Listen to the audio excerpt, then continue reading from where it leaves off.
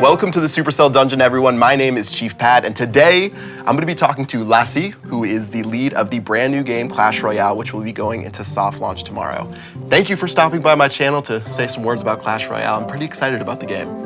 Thank you. Really happy to be talking about the new game, finally. What's been going into the game, and sort of how long have you been developing it? It actually started already in 2011. There was one programmer who made a prototype of a game that really had a similar type of gameplay. So pretty much the month we started building Clash of Clans. And speaking of Clash of Clans, obviously there's some familiar faces that you might see inside of Clash Royale. When did you guys make that decision to use the Clash of Clans IP, and what went behind that rather than making a whole different world inside of the game like Boom Beach or Heyday? Yeah, so game started with the more generic fantasy theme, and it was only a while ago once we realized that we need to create so many new characters, so much content, and it just makes a lot of sense to start using the class characters as a base and extend from there. Nice. And it is a much different game than what we've seen before with you guys. Clash Royale is more of a dynamic, live PvP sort of battle game. What went behind that decision, and what type of players do you think are going to pick up on the game? Game is really nice and simple to start, so you learn the basics really fast. But on the other hand, there's also like a lot of depth in the combat once you start playing it. And you're also playing against other people pretty much all the time in real time. So hopefully at least all the clusters would like the game. It is going into soft launch. It's not going to be available in every single country. Where is it going to be available, at least for the very beginning? It's total 9 countries that we will have in the soft launch. That will be Canada, Australia, New Zealand, Hong Kong, and all the Nordic countries. Idea there is that we want to have the matchmaking running smoothly 24/7, so it's kind of all around the globe. The final question, what's your favorite thing about Clash Royale? I know for me, my favorite thing is the taunts, and reaching the taunt limit in pretty much every single battle, spamming the emotes. What's your favorite thing about the game? It's definitely the variety in the combats, so you never know what you're going to see. Sometimes there's a Pekka and sometimes there's some other surprise coming. 10 buildings. Yeah, sometimes even that, but you never know what you're going to face in your opponent's deck. So. Awesome. Well, thanks for talking to me. It's been a blast. I'm really excited to see the game. All right, so we've moved to my living room, and here I am joined by Lasse, who is the original game lead of Clash of Clans. You guys might have heard about that game, as well as Yanni, who is currently doing the art for Clash Royale. Thanks for stopping by my channel, guys. There's some new characters that we're going to be seeing in Clash Royale. They're known as the Royals. Give me a little bit more insight into those guys. All the villages in Clash, they're surrounded by they're in the valley. They're surrounded by a dark mystical forest. I believe the first lines of the game is like in a magical clearing, but their view of the world, the barbarians, their view of the world is pretty limited. They only know how to battle and have a good time within the village. But this is only one part of the world. Yes, there is the war. The war takes place in a weird place, but now we're seeing a new area, completely new area. Imagine one day, barbarian wakes up. This is not, by the way, a once upon a time type of story.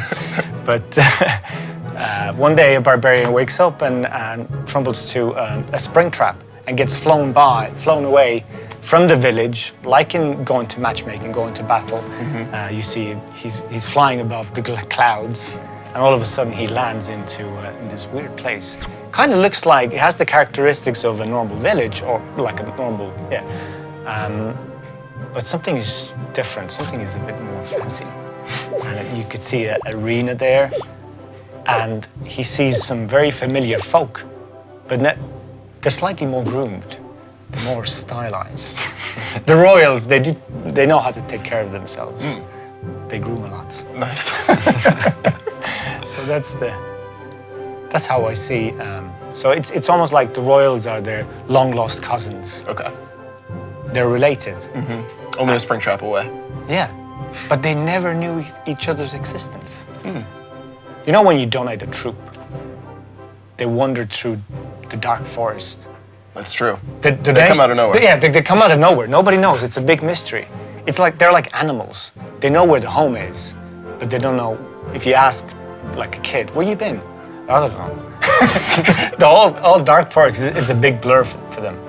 Maybe they walked past the arena 100 times, but only now they're actually fully seeing it. Interesting. So that's the whole big story. Cool. And with these new characters, obviously working with the Clash of Clans IP, which I talked to Lassie about, and I'm working on the names, by the way, Lassie. That's well done. How is that going to influence you guys when it comes to making new artwork in the game? Because obviously working inside of the Clash world, whether it's working with new things like the Royals or maybe some of the older troops like the Barbarians and Archers, which are definitely there. How is that going to influence the art of the game? Basically, as before, we have been working as independent teams. Like working on Heyday, Clash of Clans, they are independent teams. They do what they think is the best thing for their game. And that same tradition is kind of continuing with the Clash Royale as well as Clash of Clans. So we kind of course, influence each other. We'd like to see those things there, but it also might be something that doesn't work for their game. And it's two different games. So we have limits in some sense that we have a world and we have kind of this already existing IP, but in game-wise, we're only about the gameplay, basically. Nice. Well, the last question I'm going to ask you guys, which I've already asked previously, is what's your favorite part about Clash Royale? Mine would be the golden boy, the golden man. I call it the golden man. What is that? Golden man. I love the golden man. It's a high risk, high reward guy. I'm trying to think of which card that would be. That's the prince. Prince is nice. I can hear his voice every once in a while. I love the golden man. Golden boy. I'm thinking. I have the golden man here. Which lane? Which lane? Wait a minute. Wait, he's going there. No, he's not. Boom. It's the I tower. love that. I love it. Love it to bits. Biggest, greatest thing about Clash Royale is definitely going to the new worlds, new places, seeing where the goblins are coming from, where Pekka is built, basically, and then even extending now the world that we've seen, but even going further and further in that sense, basically, and doing more in the future, of course. Awesome. Well, thank you guys for stopping by my channel Thank to you. talk a little bit of Clash Royale. I'm really excited to play the game, try some stuff out, but we're going to get some final words from our man Jonas, who you guys might know from a certain game called Clash of Clans. So wrapping up our talks for today, I'm bringing in a familiar face that you guys might remember from ClashCon, who is Jonas, a member of the Clash of Clans development team. Jonas, one of the first things that people might think of when they see Clash Royale, like I talked a little bit earlier about with Yanni and Lassie, is the fact that since it's using the same IP inside of the Clash of Clans world, that potentially it could be taking away resources from the Clash team. What's going to be your guys' relationship, and how is that whole dynamic going to work out? So it's important to realize that Clash Royale was developed by an entirely separate and independent game team at Supercell. So there hasn't been any development resources that have been taken away from Clash of Clans to Clash Royale. We still have very big plans for Clash of Clans, and we're going to be going on full steam in the future. That's not going to change. It's interesting to note that a lot of the members of the Clash Royale team actually, they know Clash very well. Lots of them have high-level Clash of Clans accounts, and some of us have actually worked together in Clash of Clans in the past. Yeah, Yanni and Lasse said that they were part of the team at one point, with the Lasse being the original game lead. Cool. Well, that's probably everyone's main concern, but is there anything else you want to say to Clash of Clans players, maybe future Clash Royale players? Yeah. So I don't want to take the spotlight from Clash Royale right now. This is their time to shine. It's an awesome game. They've been working very hard on it, and in the Clash of Clans team, we've been huge fans of this game. We've been playing it throughout its entire development cycle. But one interesting thing to note might be that the next troop that's coming out for Clash of Clans actually has been inspired by an old troop that was in one of the early versions of Clash Royale. So maybe this illustrates a bit how the team dynamic might be evolving in the future. Hopefully we can inspire each other to come up with cool ideas. Sweet. All right, well, the final question that I've been asking everyone today is, what is their favorite part about Clash Royale? We've heard about the Golden Man. We've heard about some other things. I've heard of it too.